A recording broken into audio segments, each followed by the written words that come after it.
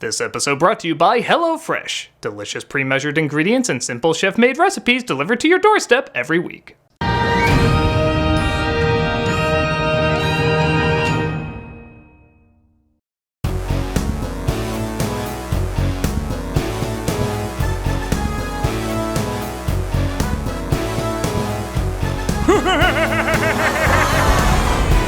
There's a Hollywood flick and a wacky critic.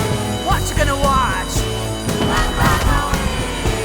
There's another remake, another mistake. What you gonna watch?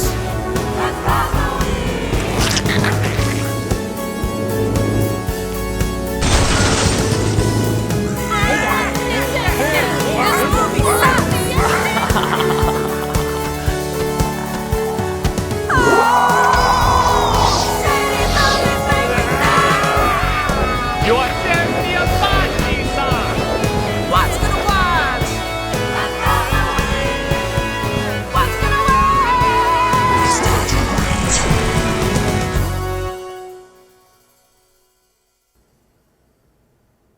Hello, I'm the Nostalgia Critic guy, remember it so you don't have to. And to celebrate the start of Nostalgiaween, I like to pay tribute to a very talented director.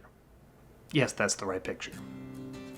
With the loss of Joel Schumacher this year, I wanted to do something I don't think I've ever done on this show: praise him. Not only did he seem like one of the most gentle human beings, being the butt of many jokes and still taking it all with a kind smile, but he did direct some very good films. We've talked in great detail about his follies, and give him credit, when he crashed and burned, he did it like nobody else. But that doesn't mean he hasn't done some wonderful work as well, with some absolute greats like Falling Down, A Time to Kill, Tigerland. And let's not forget his absolute best. It's still Falling Down, but this is a close second.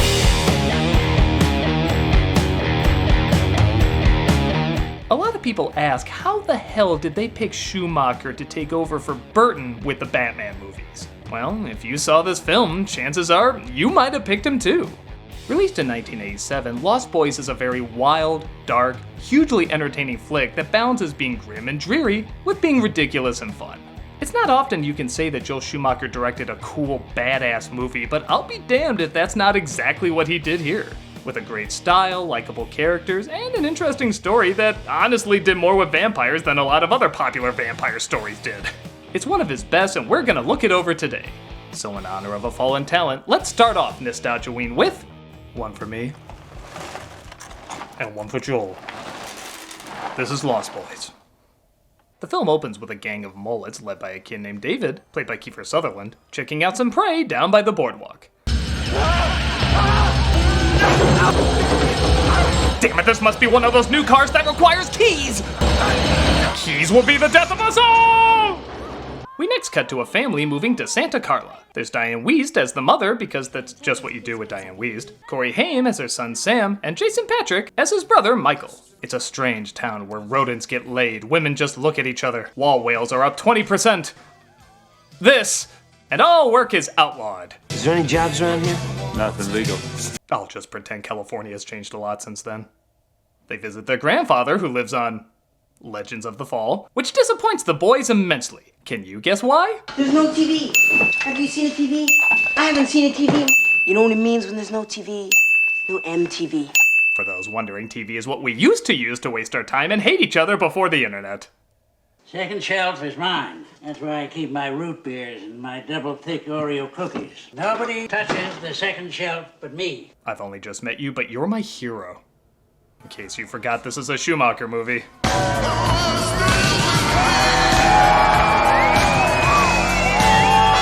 Oh yeah, he's definitely looking at her. I see the original edit Joel probably had in mind.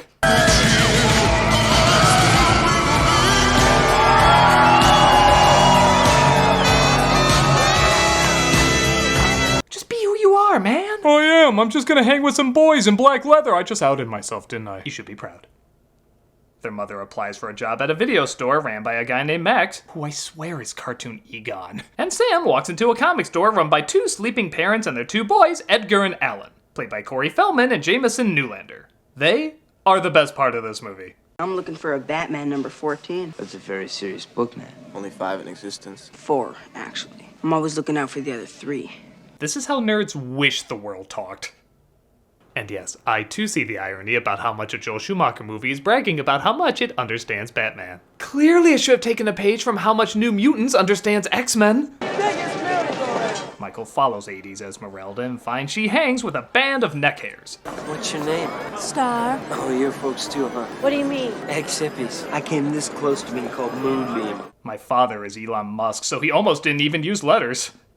He's told to meet her and the gang at Hudson's Bluff, if he can keep up with them on their bikes.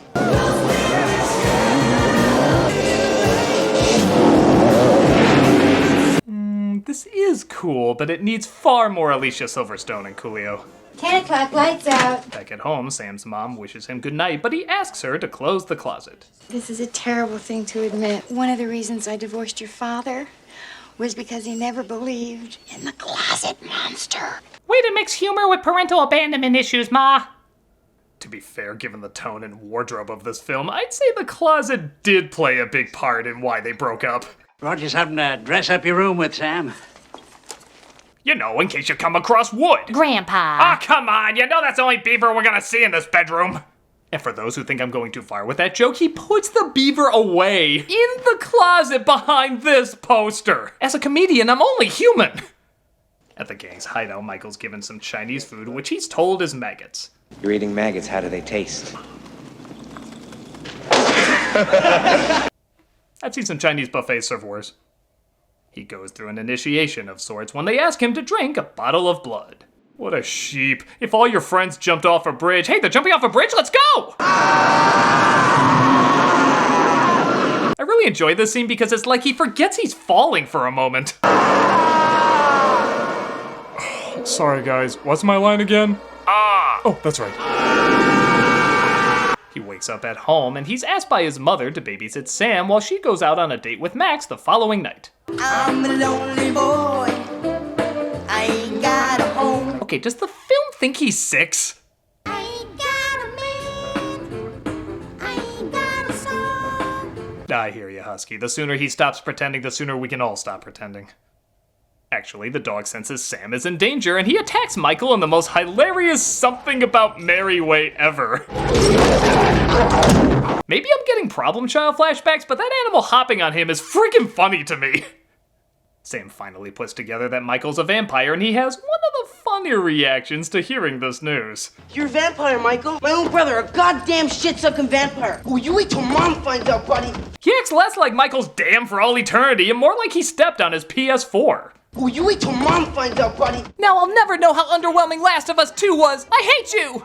He calls the kids at the comic store because they seemed on the level. But they're not a ton of help.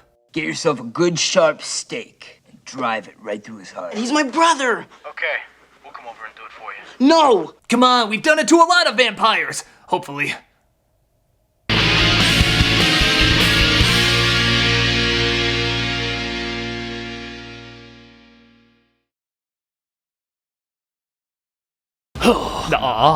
Give it up! You're down for the count! Foolish fool, you forget, I have HelloFresh. HelloFresh! Is that not food? Delicious food. Mouth-watering seasonal recipes and fresh pre-measured ingredients delivered right to your door. Is it not America's #1 meal kit? HelloFresh makes cooking at home fun, easy, and affordable. No matter what's going on in the world, everyone's got to eat. That's why HelloFresh is here to make eating better, easier. No grocery stores, no stressful meal planning. Just everything you need to prepare wholesome, delicious meals all delivered to your door. Just stand there and make grunting noises while I explain. HelloFresh's recipes are so delicious. There's something for everyone, including low-calorie, vegetarian, and family-friendly recipes every week. Save time and stress effortlessly. HelloFresh cuts out stressful meal planning and prepping, so you can enjoy cooking and get dinner on the table in just about 30 minutes, or even 20, with quick and easy options. And HelloFresh is committed to giving back. HelloFresh has donated over 2.5 million meals to charity in 2019, and this year is stepping up their food donations amid the coronavirus crisis. Gasp! That's really nice! I must admit, I am someone who cannot cook, but HelloFresh makes it easy! With so many delicious meals I can make fast and easy! Why don't you tell them about our special offer? Of course, yes!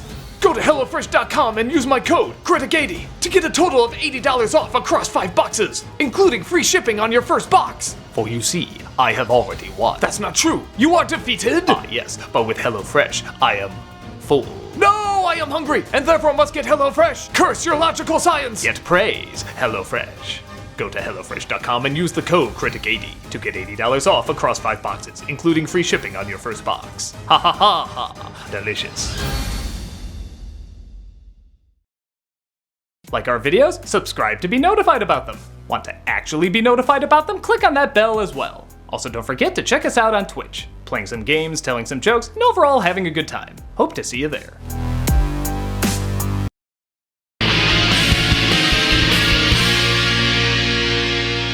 In a really great scene, Michael starts flying away, holding onto the phone as an anchor, while also convincing his mom there's nothing wrong with him. I can't talk about it on the phone. It's about Michael. Don't listen to him, Mom. He doesn't know what he's saying. Sam doesn't know what he's saying. All I tried to do was apply to be a nanny at the Banks house, and then Vampire Mary Poppins started blowing me away. I'm coming! No! Never! I knew it! I am not! So where are you? The flying nun? It's the 80s. I have no idea how he's aware of that show. Wait, I kinda do. Michael convinces him that he needs help and decides not to tell his mom. Okay, Mom, I was reading a horror comic and I thought I saw someone on my window. You got carried away by a comic book? It was a scary comic, Mom. I'm sorry. It was the reboot of New Warriors. Can you blame me? Michael makes his way back to Star and demands some answers. Oh, wait, we can sex? Oh, answers can wait. Sex, please!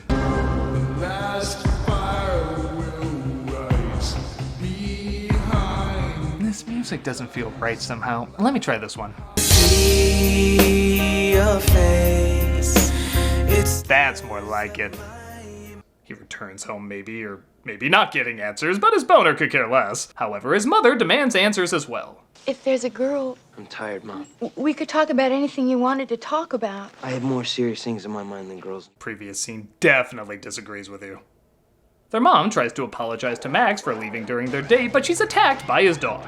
Sam is concerned, so of course he goes to get some professional help. Does your brother know who that vampire is? No, I don't think so. Then you'll have to kill him. Is it me or does Corey Feldman sound like Sylvester Stallone just sucked a helium balloon? Does your brother know who that vampire is? Hey, just relax, amigo. You want to talk? We'll talk. Then you'll have to kill him. I'm a sucker for good conversation. All we need is a high-pitched Schwarzenegger to balance things out. What's the matter? The CIA got you pushing too many pencils? I'll admit that was a weak joke. I just wanted an excuse to speed up Schwarzenegger's voice. Like you ever need an excuse for that. They think if they kill the head vampire, Michael will return to normal, and Sam thinks that might be Max, who just happens to be swinging by for dinner. Mom, these are my dinner guests. Edgar and Alan, the Frog Brothers. They call him that because, well, look at him. They try feeding him garlic and pouring holy water on him as well. I know what you're thinking, Sam, but you're wrong. I am? Yeah. I'm not trying to replace your father or steal your mother away from you. And I am definitely not a werewolf. It looks like they were wrong about Max, but he's still kind enough to give Sam's mother another chance. Meanwhile, Michael goes looking for Star. Take it easy, Michael. Where's Star? David. Star David? Did we just create the first Jewish vampire? They bring him to a bonfire, hoping he'll partake in feeding on the partygoers. Now you know what we are. Now you know what you are. You'll never grow old, Michael. And you'll never die.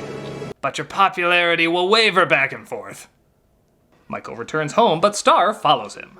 She's one of them! You know where David took me tonight, don't you, Star? Who's David? Does he have his left ear pierced too? I'm 3, by the way. What am I doing hiding under a blanket? Why did you come here tonight, Star? Do vampires drink gas? There is always well-lit smoke every time they take off. Sam calls the Frog Brothers. Life just feels better the more you say Frog Brothers. And they're ready to kick some ass. Where's Nosferatu? Who? Prince of Darkness. Nightcrawler, the Bloodsucker. El Vampiro. These two need a Netflix show. Weapons check. Listen, if you try to stop us or vamp out in any way, then I'll stake you without even thinking twice about it. I can't believe they wouldn't accept me into the Monster Squad. That was a Ninja Turtle, for Christ's sake. We're on the right trail. Flies and the undead go together like bullets and guns. He's talking like an ace detective if he was played by Calvin. God, I love these two. They spot them hanging upside down and try to figure out who the leader is. Right now, they're at their most vulnerable. Easy pickings. We'll start with the little one. First come, first staked. You know what I love about these two? I legit believe they've killed people. Good night, bloodsucker. Party on, ta-da! They wake up the others, but they escape into the sunlight. My god, vampires do sparkle. You take that back! But we're covered in glitter! I don't care, you take that back! We're in a Schumacher film, Vampire Sparkle! Take it back! Christ! Anyone who doesn't love this is a terrorist of fun. They take Star to their home and get ready to defend themselves. Guys, we're on our own. Good. It's just the way we like it. Spoken like true virgins. They steal holy water from a church and home alone the house, just as the vampires wake up and reverse the footage from an earlier scene. I heard one of you invited us in through the fireplace. No, we didn't. It's a dumb rule anyway. They dump one of them into a tub of holy water and garlic, causing the bathroom to explode in blood, as Bram Stoker wrote. But more vampires attack downstairs. Tell Bordello of Blood we don't care if you rip this off, we'll still be remembered longer! He fires an arrow into his heart, also hitting the sound system, electrocuting him too. Head exploding. Death by stereo. I'm gonna imagine Feldman saying that line. Death by stereo. There's nothing he can say that isn't perfection. David attacks, but Michael uses his vampire powers to fight back. My blood is in your veins. So it is mine! And it's AB fuck you! Positive. He impales David on some antlers, but Michael still isn't cured. Looks like they should have gone with door number 1. David and my boys misbehaved. You're the head vampire. You're the secret that David was protecting. I love how everyone's reaction to vampires is like tipping 20 when you want to tip 10. It's annoying, but But you passed the test. Don't ever invite a vampire into your house, you silly boy. It renders you powerless. I know. Who makes up all these rules? It looks like Max wanted their mother so that they could be one big family. Or, as Feldman says, The blood-sucking Brady Bunch. Are you indicating that's not what they do? But Grandpa crashes into the house with his car covered in stakes, stabbing Max, causing him to explode. No one could have predicted it, yet it's the only conclusion that would make sense. And what's the most random line to wrap this flick up? One thing about living in Santa Carla I never could stomach. All the damn vampires. Movie, you had me at Frenching Rats. Lost Boys is so much fun. It has a good sense of humor, a dark style, and an atmosphere that's all its own. Everyone looks like they're having a ball acting in it, and the tone is so goofily back and forth that you have no idea if you're gonna see something cool, funny, or both around every corner. It's one of the films that put Schumacher on the map, and you can see why. It is hugely entertaining. So, whatever your thoughts are on his lesser works, you can't ignore how unique and engaging his stronger pieces are. If you want to see a movie this Halloween that knows how to combine suspense and laughs, Lost Boys is a good one to check out. Oh, it's a text from one of my biggest fans, Willis. Hey, Nostalgia Critic, I'm so excited for Nostalgiaween this year, I dressed up my baby like you to be yelled at by Kyle Bear. That's so many flavors of random. Since you did a good Joel Schumacher movie this year, I was wondering if you could do a good Stephen King miniseries this year. Well, I'd like to, but the closest one to being really good is 6 hours long, and I'm gonna need a lot of Frankenberry for this.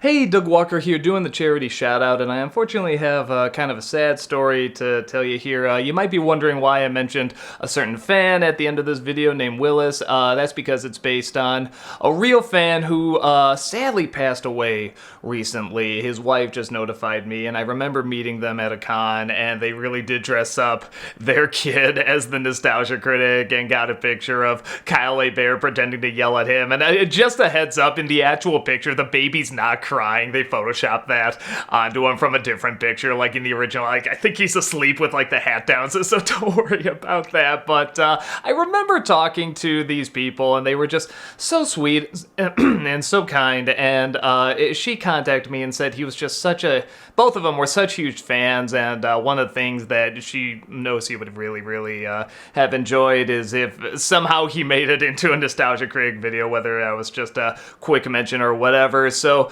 absolutely happy to oblige, but I also asked, was there a charity she would like me to do for the charity shout out? And she said that he passed away from, hopefully I'm pronouncing this right, pulmonary embolism. Again, hopefully I'm saying that right, which is pretty much a blood clot, it looks like, because she recommended the National Blood Clot Alliance. So that's the charity we're doing this week, and if you don't know much about it, this organization is dedicated to advancing the prevention, early diagnosis, and successful treatment of life-threatening blood clots. Donors' gifts offer vital support for this work, helping this group fulfill its commitment to create a future in which the number of people suffering and dying from blood clots in the United States is reduced significantly. So, as you can see, they do a lot of great work, and they try to help people out with everything you heard there, with diagnosis and prevention and all that stuff. So it's a real shame. But you can help spread awareness about it. You can help donate. Like I say, if you don't have anything to give, you're tight on money, whatever, just spread the word. Just share the link. And, I wish I could have happier news, but, if you spread awareness of this, maybe we can create less bad news, you know what I mean? So, definitely spread the word if you can, or donate, just get the word out there, man. Thank you so much.